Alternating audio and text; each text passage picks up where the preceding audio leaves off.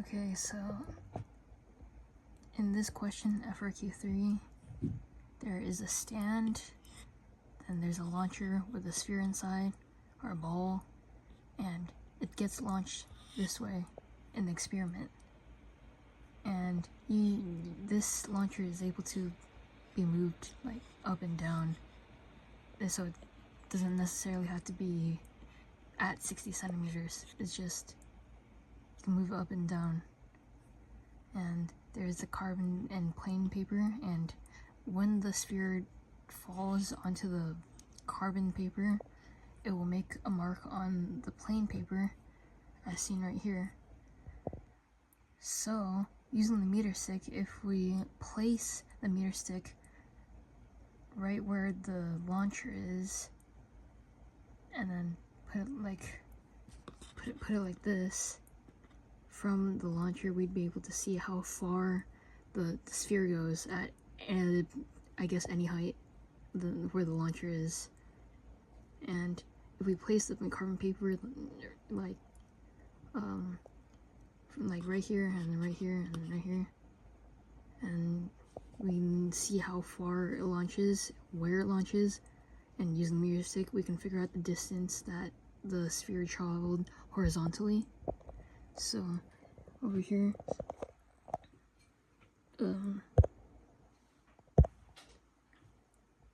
if we put the paper like that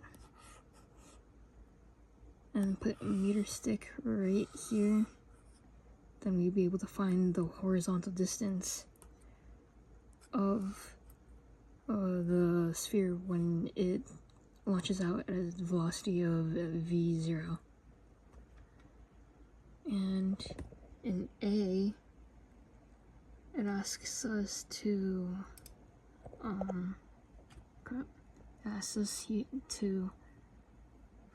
find v0, like using the necessary materials. So how I would find v0 is by figuring out the time it takes for it to hit the ground, which we don't know yet because we don't have a timer with us, but we do have the meter stick, which means that if we can figure out the time using a bridge between the y and the x, the vertical vector and the horizontal vector, then we'd be able to find time, which means that we'd be able to figure out what our initial velocity is. So to see that mathematically, it would be y is equal to y0, then plus velocity t, and then plus gravity, acceleration, like that, except there's no vertical velocity because the only energy that is being put into it is energy horizontally, which would mean that there's no velocity. And if we move out to this side, then it's change in vertical distance. The sphere is change in vertical distance would just be delta y, and then it would be this, and that's how we find time. And we were able to know what this is because we have the meter stick. So even if we change it from up to down or whatever distance or height, then we just plug that, whatever this distance here, into here and find time. And we'd be able to plug that time into its horizontal vector, which is velocity x, t, and there's no gravity because it's just being launched that way and there's no extra energy being added to the sphere. So its change in horizontal distance would be right here because it's being displaced from right here to right here, or whatever distance away. which would mean that we'd be able to, if we isolate for t right here, we would have the height, and we also have gravity, and plug t into here, and then probably, and because we have delta x from the meter stick, and also from meter stick, and also whatever mark it makes, we'd be able to find the initial horizontal velocity, which is that, because it's being launched this way, horizontally. Yeah. Anyway, on to B.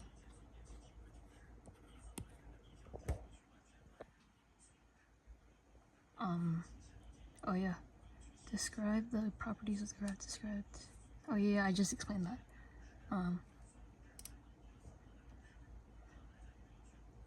Okay, B. Alright, so for B, I'm pretty certain that you're supposed to graph the vertical height as well as the horizontal height.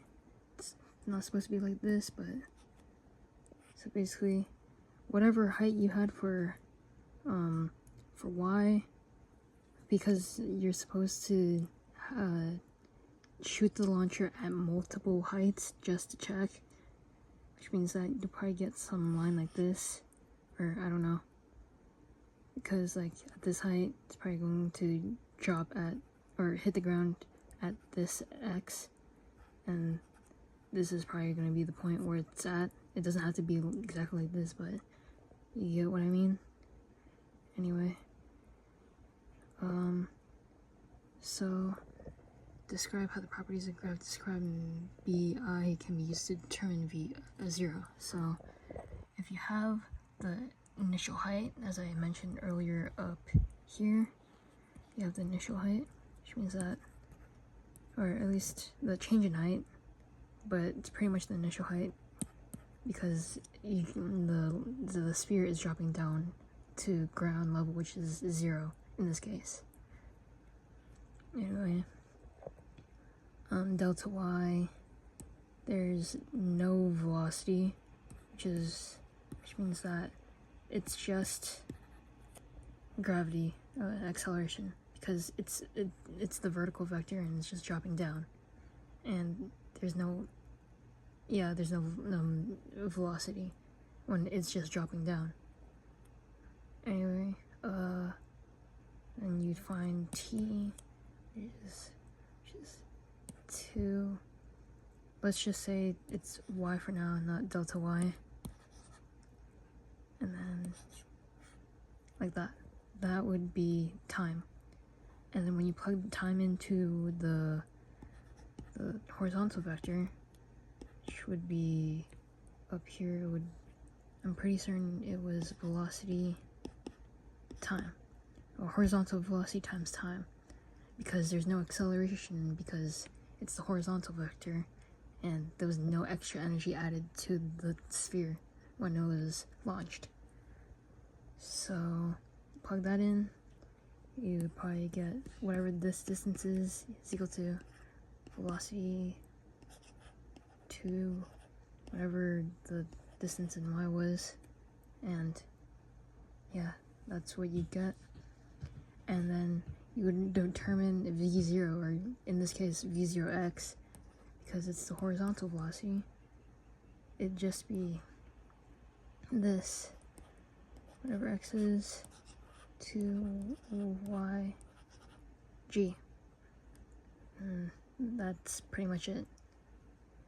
And if you want to simplify things, I don't know how you'd simplify this more, but that's how you find velocity in B. Okay, so on to part C. Later, they find out that the launcher's velocity is 4.1 meters per second, and they decide to put it on something to launch the ball onto a book at the angle of theta L that is changeable that can be changed. So let's draw that. This is going to be theta. This is the ball. This is trajectory. Book. Yeah. Anyway, the students, they really don't agree on what the formula for this distance is, horizontal distance d is. The horizontal distance in which the ball travels. They don't agree on the equation to find that. So, 1 second. Anyway, yeah. This guy says it's this, and then this guy says it's he would expect d to be proportional to sine theta L and not the sine theta 2L. Anyway, whatever. So they decide to write this model, which they say it's d is equal to v0 squared over g sine n theta L, where n is a constant, and they're trying to find out what n is. So, in part C, identify what quantities that could be used to identify or yield a straight line to calculate for the value n. And they give you these values right here. So, because we're trying to find n right here, we should probably isolate n. So, give you d is equal to v0 squared is equal to g, what was it, sine n theta L, right? So when we isolate n, we would get n is equal to d g v0 squared, arc sine over theta L is equal to n. And because we want the graph to be n, or to find n, we would probably want, because this entire thing, the variable here is d, which they give you the values for right here, and the entire bottom is just theta L, which they also give you the entirety, a bunch of values for. You probably just, we'd probably want this to be this whole entire line right here, and then theta L to be this whole entire axis in order to find n. Whatever this line is, when you plug in the values that they give you, is gonna yield whatever n is. So I put all the values here so I didn't have to calculate them right now. So just to save time, they're right here. And these values are when g is equal to 9.8 meters second squared. Yeah, that is when g is equal to 9.8. So when you actually graph a line, basically, oh yeah, these values are for this equation right here, and because they already gave you theta L, so let's graph it. Hopefully we can. Just say that this is 0. This is actually, wait, let me make an actual straight line.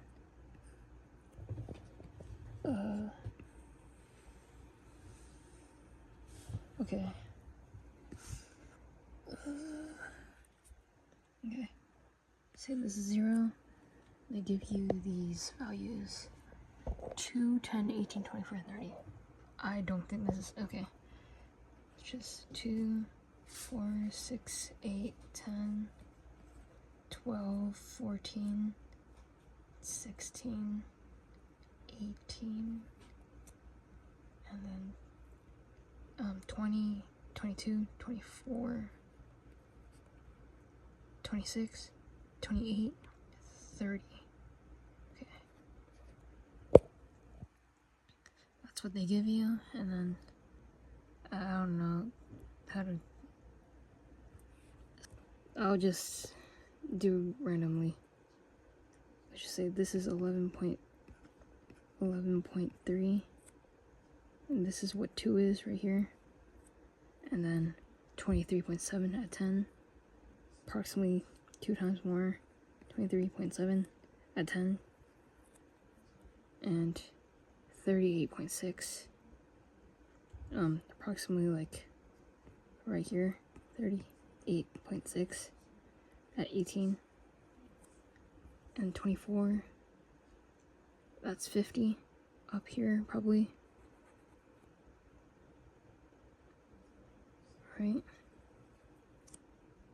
And then 62, it's probably like right here.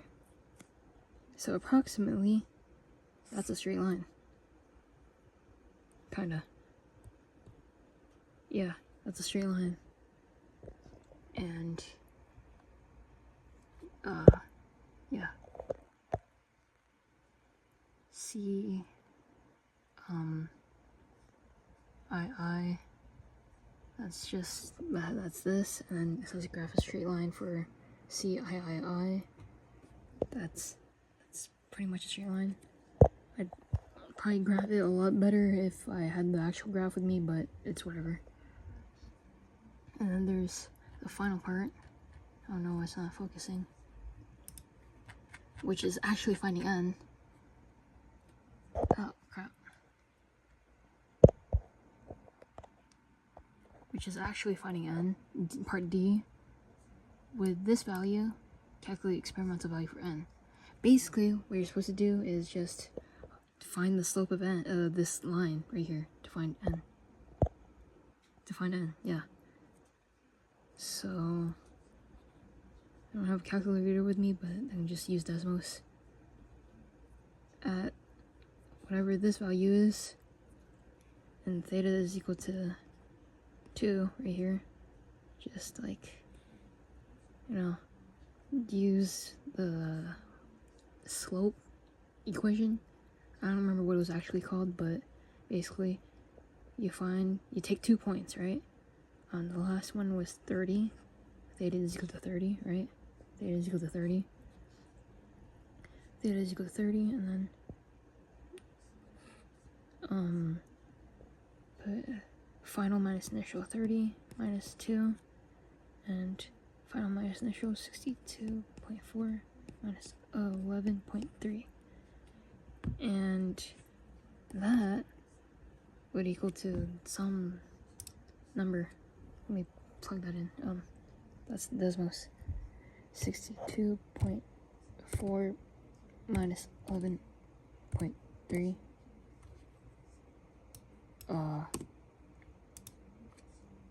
All divided by 28. Crap.